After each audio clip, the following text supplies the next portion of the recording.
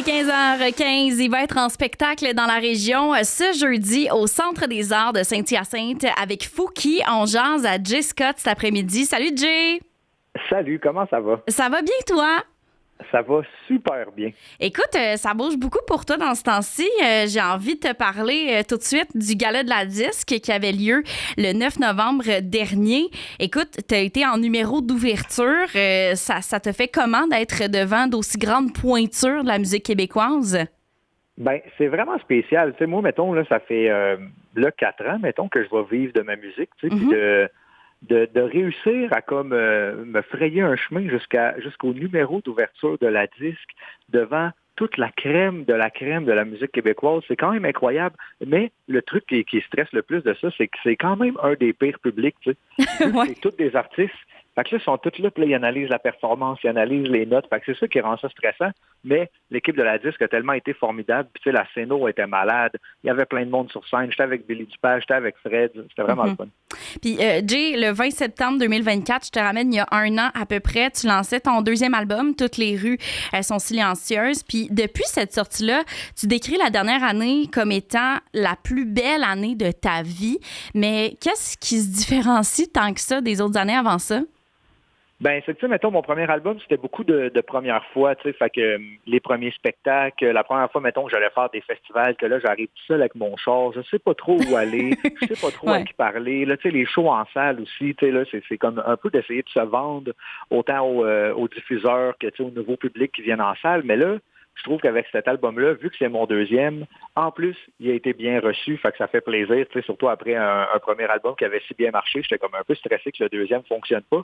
Finalement, ça a bien fonctionné, mais là, la dernière année, on dirait que je sens que je suis sur mon X.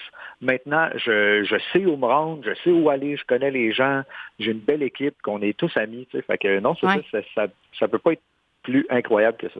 Puis, tu as déjà parlé aussi de tes vidéos, tu sais, tes vidéoclips ou tes vidéos sur les réseaux sociaux, bref, qui étaient réalisées de base, avec du matériel de base dans ton sous-sol d'un bungalow à Terrebonne. Est-ce que tu dirais que les choses simples, c'est la clé, selon toi?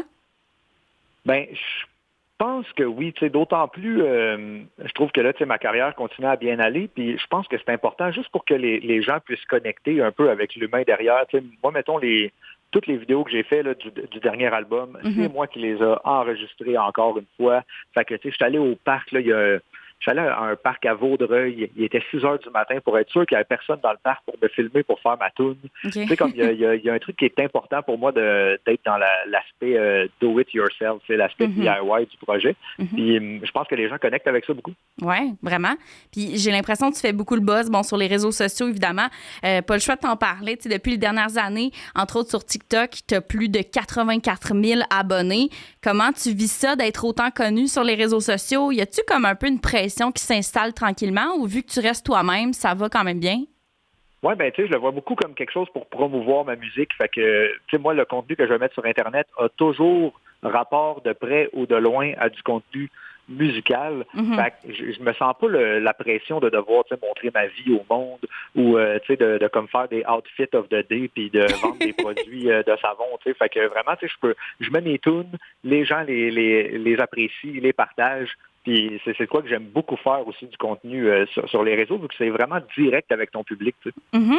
Puis si on parle un peu plus de tes projets futurs, Jay, mettons dans la prochaine année, y a-tu comme un nouvel album, une tournée? Qu'est-ce qui s'annonce pour toi dans les prochains mois?